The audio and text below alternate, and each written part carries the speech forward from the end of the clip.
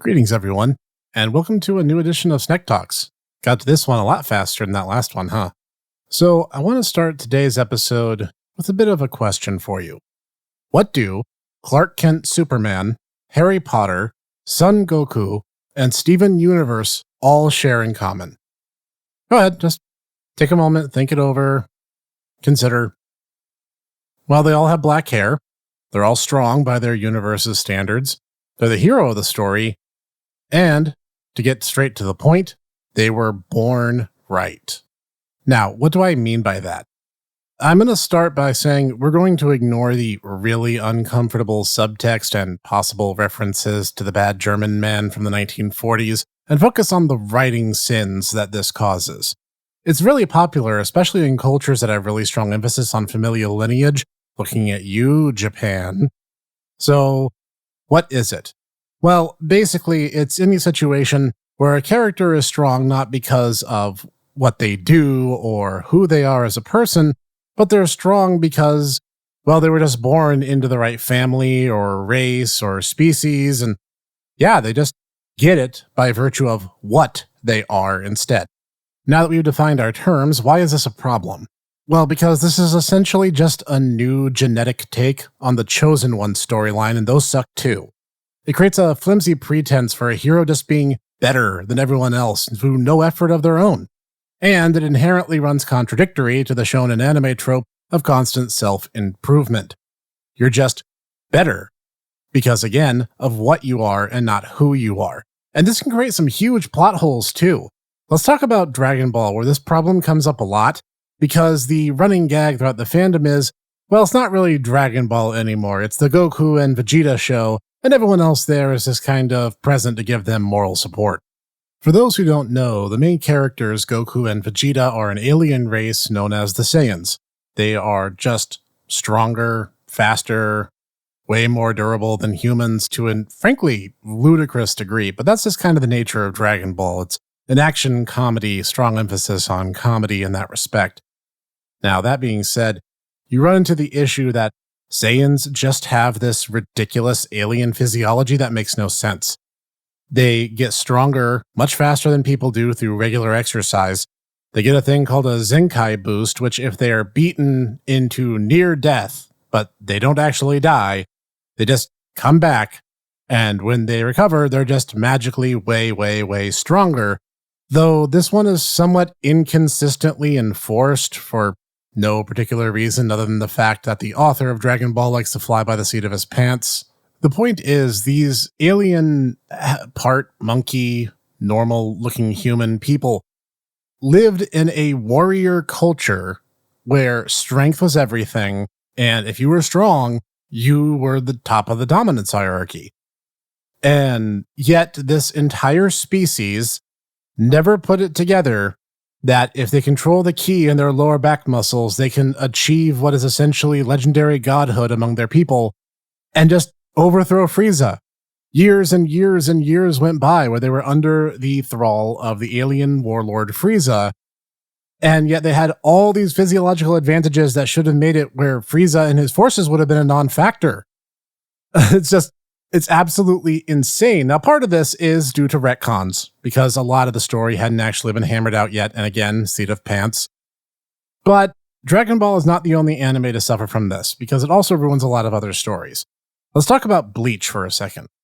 Now, at the start of the story, the main character Ichigo is just this really strong guy with a really strong sense of right and wrong.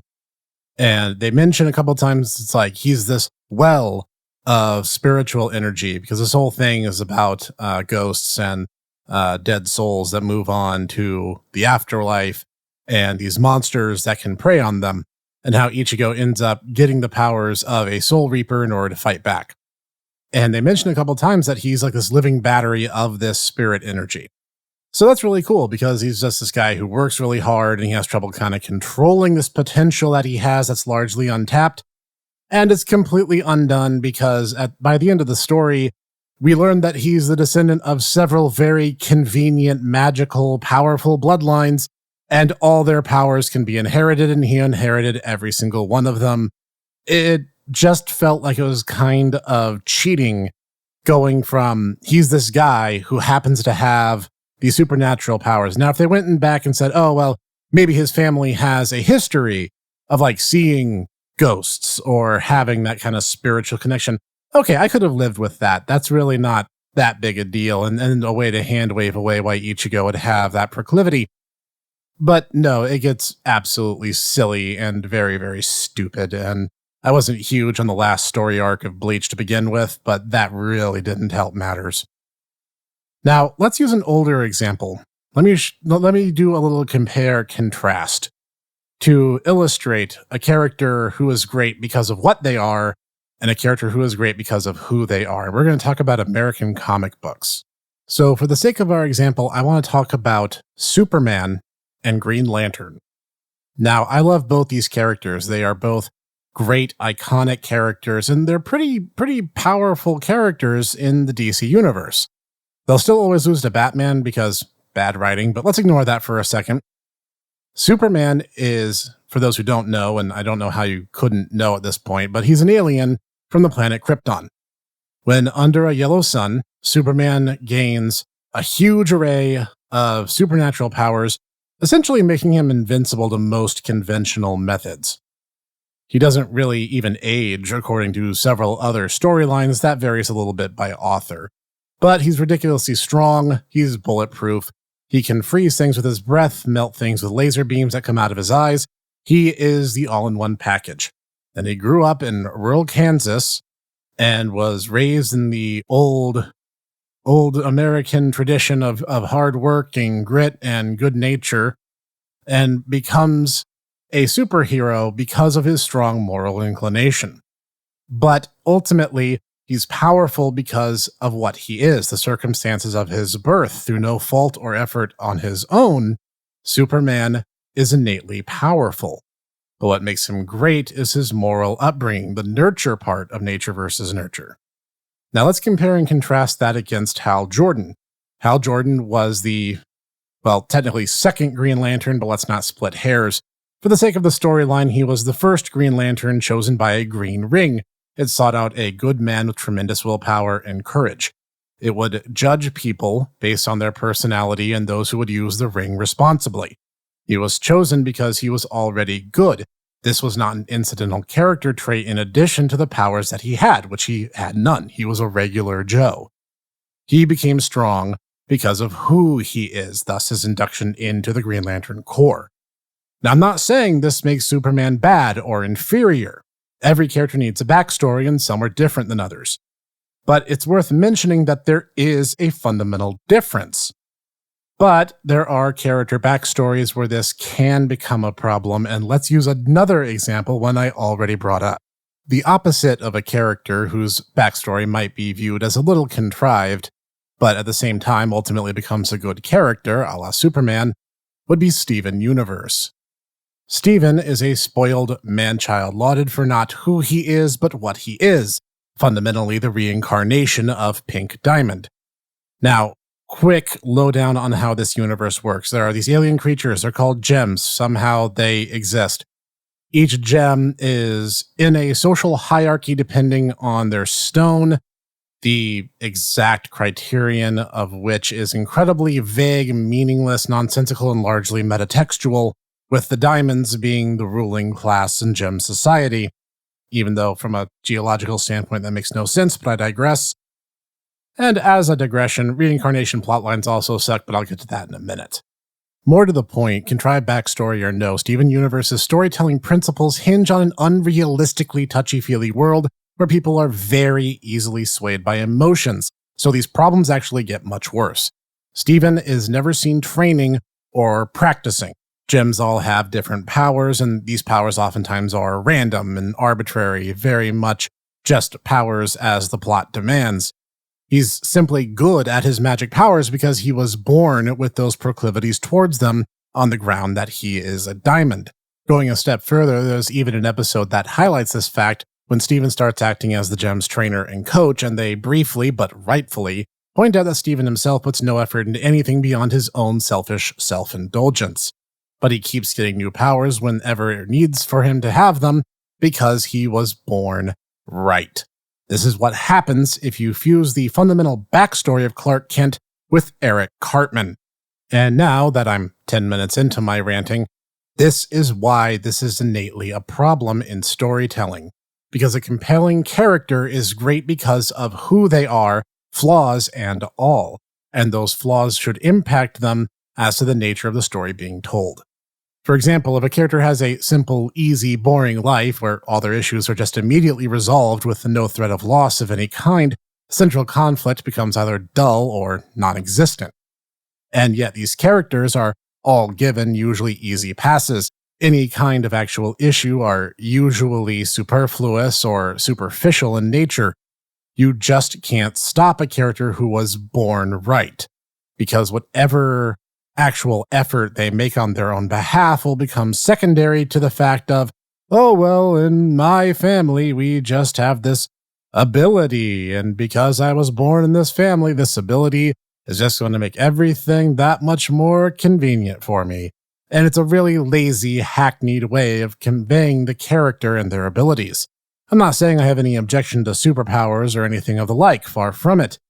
But whereas Superman doesn't really harp on these issues, it's still kind of hovering in the background a little bit. But with characters like Steven Universe, he's never truly challenged and never actually has to better himself. His powers come so naturally and through, again, no effort of his own, which is entirely the point. If the character has flaws and issues and threats of loss in their life, they cannot be conveniently resolved by saying, well, it sure is handy that I now have this magic power that the writers just gave to me, which is the crux of the entire problem. That's entirely the issue. It's a lazy way of storytelling. Just, hey, they're from this family, and so, yeah, this family just happens to have these abilities that are very convenient to either the character, the situation, or the general pacing of the story. That is bad storytelling.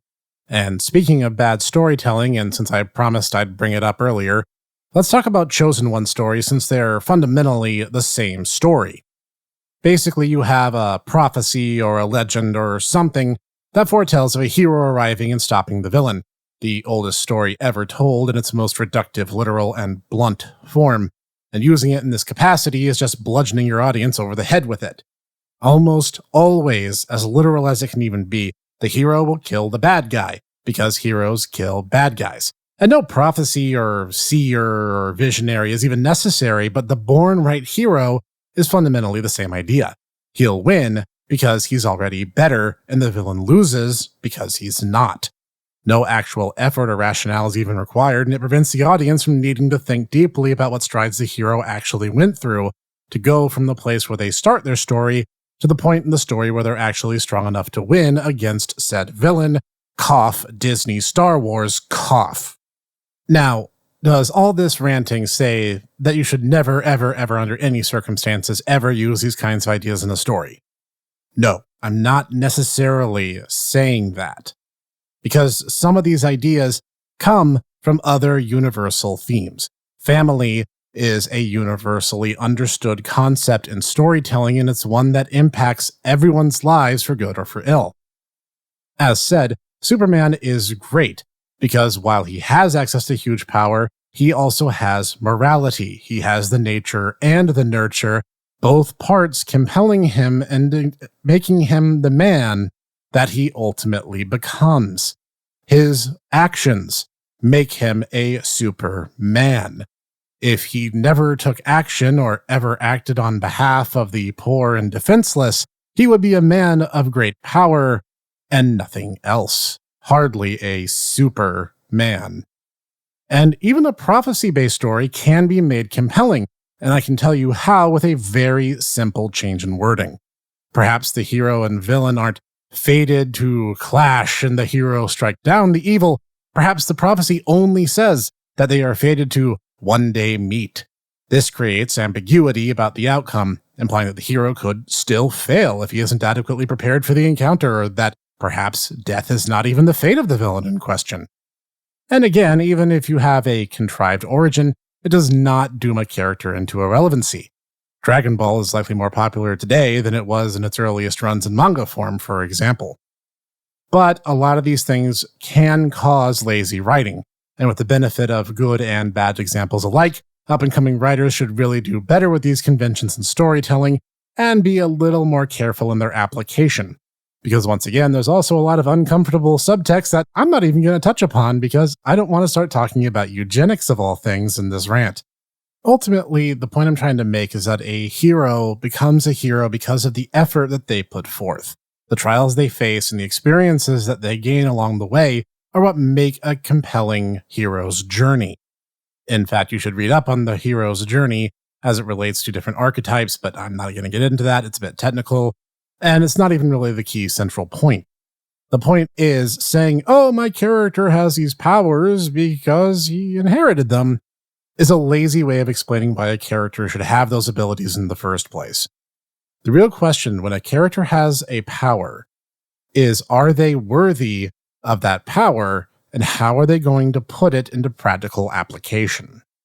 This is what separates characters like Superman and Green Lantern from characters who are, frankly, like Steven Universe. Are they good because of who they are, or are they lauded because of what they are? If it's the latter, you should probably rethink your character. So this has been the Hipster Snek, ranting for your entertainment today, and I hope you enjoyed whatever footage I decide to put on the screen for this. I literally have no idea what it's going to be yet. So leave your thoughts down below. Am I on point? Am I wrong? Am I somewhere in between? You let me know. I want to hear your thoughts on this too. Leave a like down below if you liked it. Hit subscribe for more like this every week. For more obscure reviews, NDX, the new home of the Tomodachi Bros, Season 2 coming soon, promise. And I will catch you guys next time and see you there.